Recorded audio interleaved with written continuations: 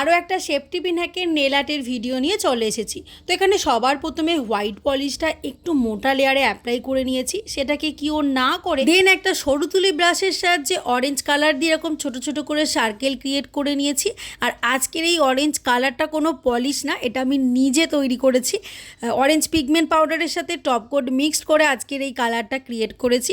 তো সবার প্রথমে ভিতর থেকে বাইরের দিকে লাইন টেনে নিয়েছি, তারপরে ঠিক সেম পদ্ধতিতে গ্যাপ জায়গাগুলোতে বাইরে থেকে ভিতর থেকে লাইন টেনে নিয়ে ফ্লাওয়ারগুলো ক্রিয়েট করেছি।